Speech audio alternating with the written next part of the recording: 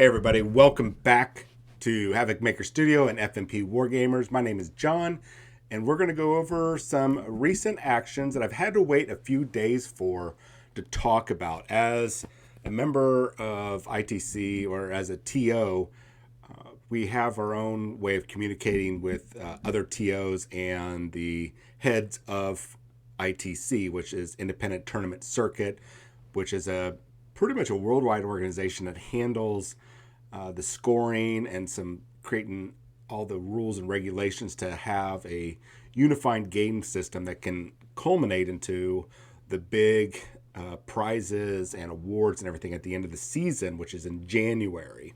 Now, not everybody follows it, and you certainly don't have to.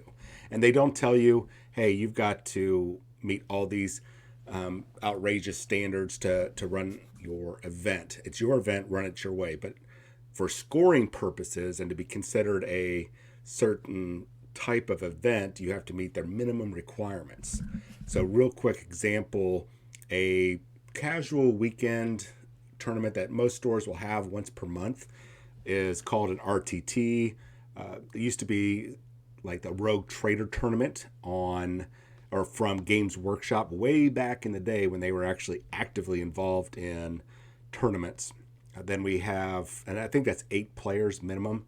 Then from there, we have the Grand Tournament, which is a minimum of 28 players, to the Major, which is 58.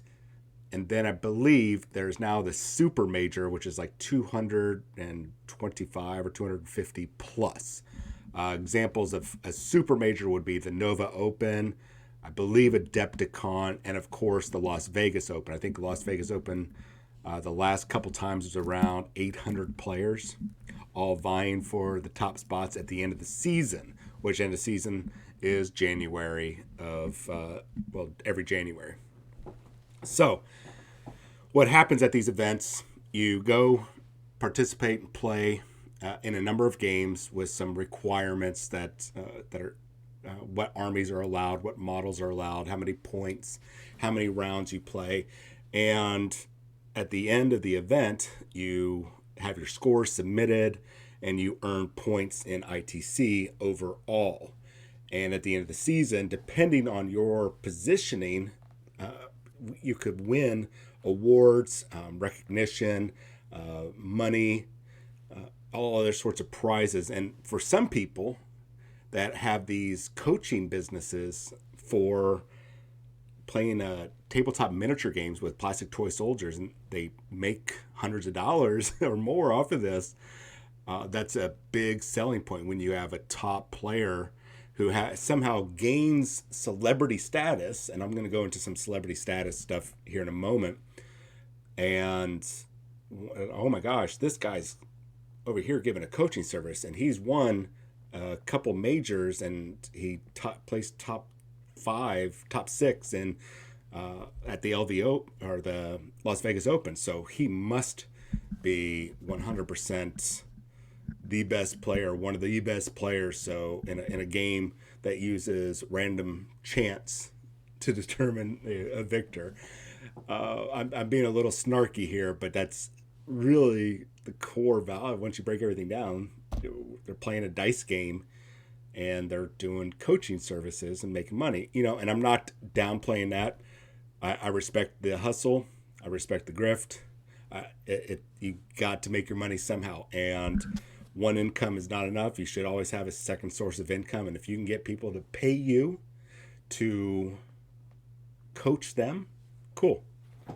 Make your money. I'm going to go more into that in just a moment. However, recently at the Fabricator Forge GT, which I believe this was their first year, or maybe it's been going on for a while. Normally, from what I understand, they've never had a problem with any of their events before.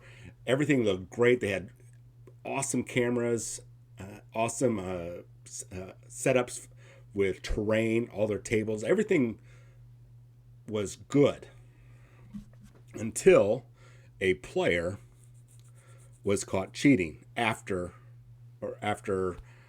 the video reviews of some of his games on the top table, and this is starting to become a little bit more frequent. I think we're gonna hit a couple more bad players cheating, and then it'll dip down. We'll get into all that in a moment. I'm going to try not to go too long into this video.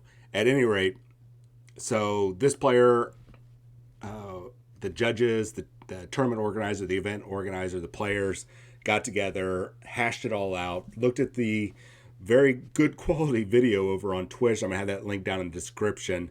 And over on Reddit, there's a couple other links. I'll put that in the description as well, so you can go back, read what was reviewed, watch the videos yourself, and make your own determination. However, after careful consideration, based on the physical evidence,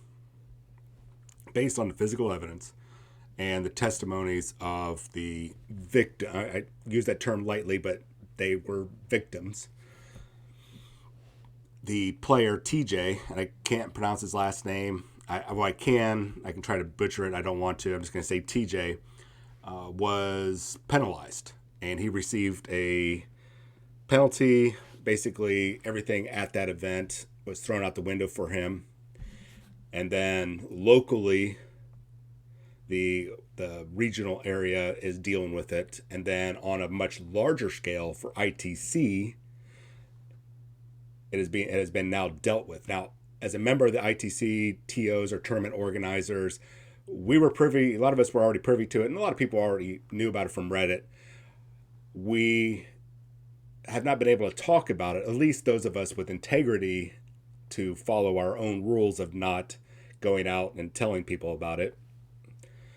We had to wait until Friday when the organizers said, hey, here's our official statement. So I've waited a couple days to see if anything else came of this, that they had to do an update or an adjustment. So I'm not going to read this whole thing. I will at least summarize, and then I'll pass on what Reese had said. He is the owner, operator, head honcho for ITC. So after the condensed version from ITC and administration says at the end of the day that this individual, TJ, will receive no score for any events they play in for the rest of the 2021 season.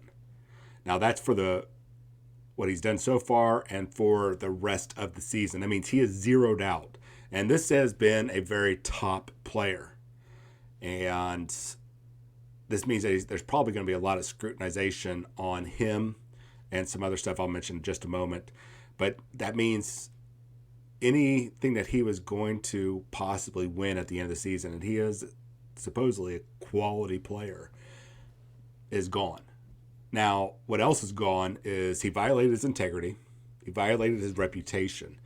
So going forward, if he does participate in any events, because he can participate, he just can't get points for it. So I doubt he's going to be doing anything else the rest of the season. But you never know.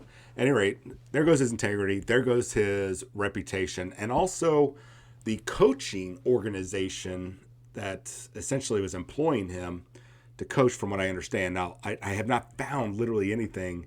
I can't, maybe it's already been scrubbed. I can't find what group he was attached to. And I can speculate, but without proof, I can't give it to you. But any team that he was on, which he was more likely a team, and the organization that he was working with as a coach, now their reputation is in trouble. They're going to be scrutinized more. There's going to be questions about how long have they known he was like this? Has there ever been this before? And if so, why didn't they do anything about him before? Why didn't they cut him loose? Maybe they did. Maybe they gave him warnings and he gave him the middle finger. I mean, he essentially pissed away everything. Excuse my language, but pissed away everything over a game of plastic toy soldiers. It's really shameful. Now, before I go any further, and neither should any of you, hold his team or whatever business responsible for his actions. He, at the end of the day, made the choice to do this, to violate the rules that Warhammer 40,000 have laid down from Games Workshop and the ITC code of conduct for the players. He decided, made that choice to violate all that. That is now on him. That has nothing to do, as of this moment, with his team, his organization that he was attached to, or even his place of business, which I'm saying don't reach out, don't go after this guy online, don't do anything, just leave it alone because the punishment has been meted out. Justice has been served. So remember that. But remember, it's not worth it at the end of the day. So let me read what Reese says. On a personal note, and I'm reading this out loud because we do have people that are traveling and they like to listen to the YouTube while they're traveling. So I want to read this out to you. So on a personal note, Reese says, please remember that while we love these games, they are just games. They're not worth damaging your reputation or compromising your ethics, nor of harming the reputation of the hardworking event organizers whose event you are attending. Likewise, no one has the right to diminish the experience of the other attendees coming to an event that paid money and often took time off work to attend. So be mindful of the other individuals involved in making this awesome and vibrant community of gamers what it is. Winning games is fun, but being an upstanding human is better. Now, the flip side of this coin is that, again, these are just games we play. Regardless of how much we are passionately enthused about them, we are all human and we all make mistakes. Do not let the group mentality drive you to say or do things to someone that could do real harm to their real life. That is neither a fair nor appropriate response to what occurs in a game like 40K. Further, we all deserve a chance to redeem ourselves and be forgiven. So please bear in mind when choosing how you conduct yourself regarding these types of incidents in online communities or at events. Reese. That was April 16th. And that's what I was going into.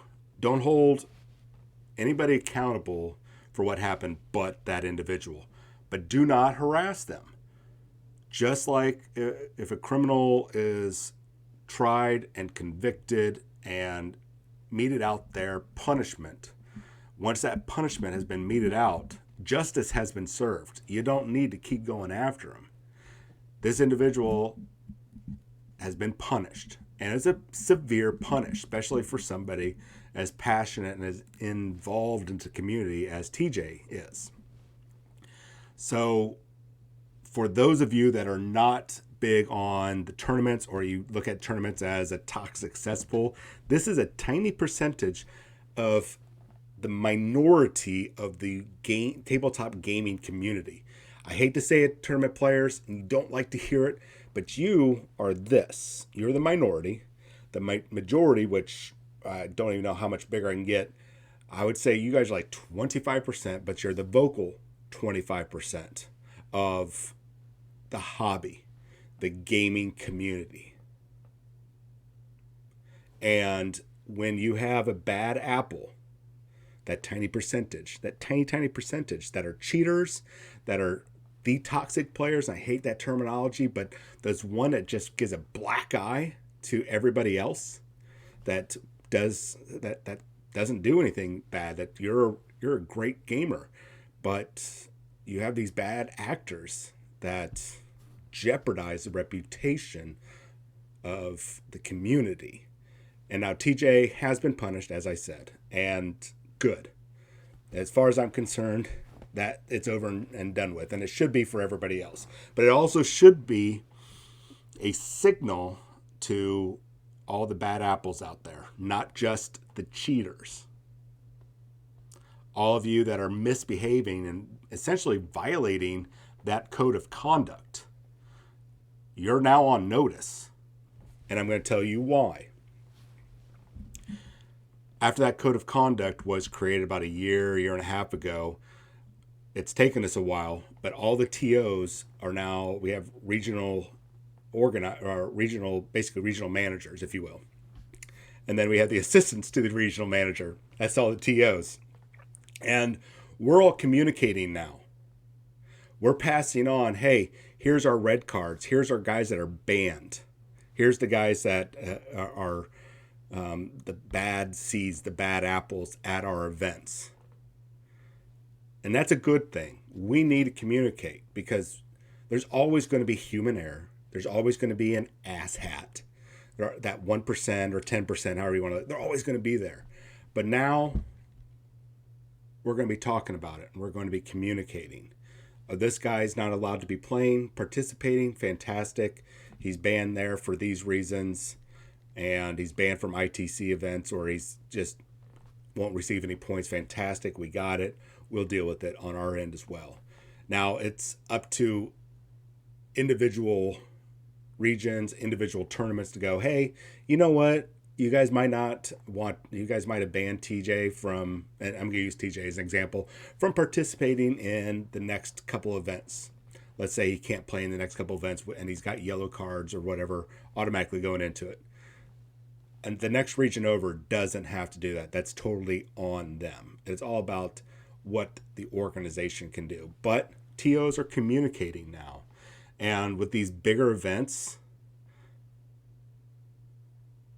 it's becoming really critical that we do talk, especially with stuff like this going on. And as people are chasing that ITC dragon to get the most points possible to be the winner at the end of the season for their faction, for their game overall, painting, whatever it is that they're chasing, it's going to be critical that that communication stays going. And that's not good for the bad seeds. So if you are a bad apple, and you know if you are, you've been called out for it. You know if you're a bad apple, whether you're a cheater, you're just a jerk.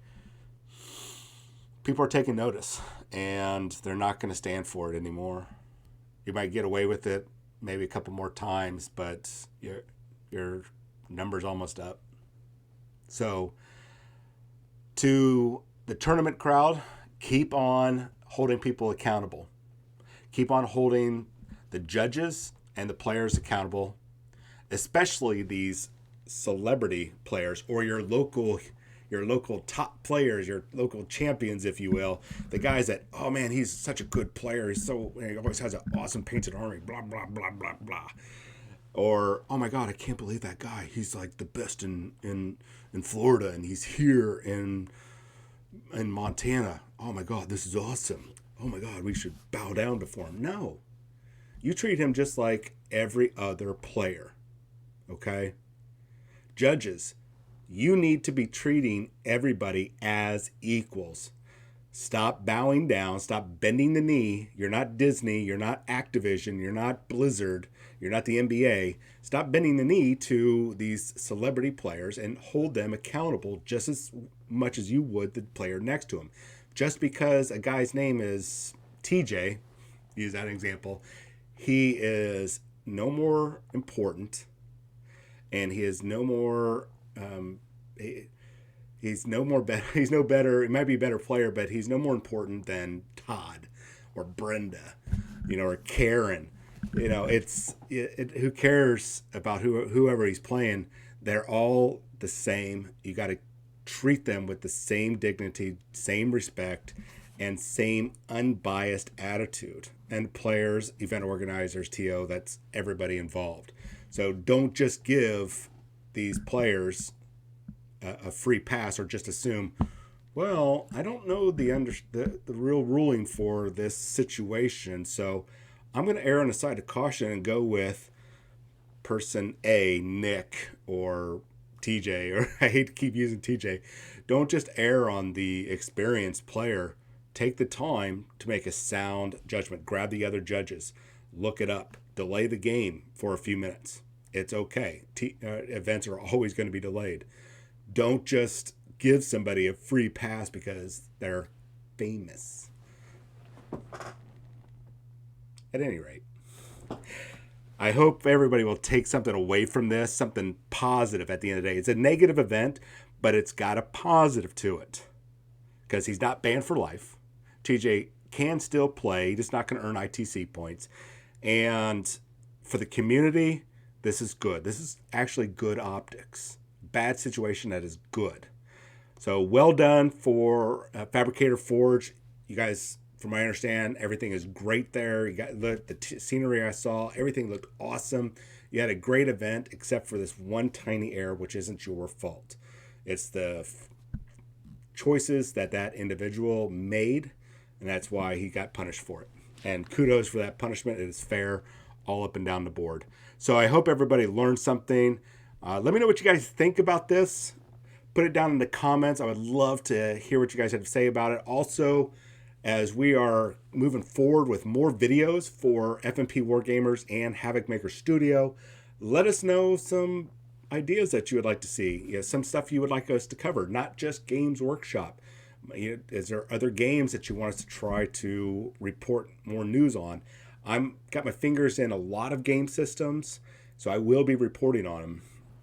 But I want to know what more you would like to hear from us. So, with that said, make sure before you go down and hit the links for Twitch and Reddit to see all the other news and the actual decisions made from the event organizers on punishment and everything, on your way down, go ahead and hit that subscribe button if you're on FNP Wargamers. Hit that subscribe button if you're over here on Havoc Maker Studio. And if you don't mind, just click open another tab, another window, go over to whichever channel you're not on and hit the subscribe button over there. Help support the channel. The more we get out there, the more stuff we can report on, the more access that we get, and the more involved we get from both studios, the more subscribers we get for both studios, the more future contests for free prizes is going to happen. I'm sitting on a buttload of stuff for Havoc Maker Studio, and I'm ready to split it with FNP Wargamer fans and see who's going to get what prizes in the future. So make sure you hit the subscribe button on both channels. That way you're entered in all the contests.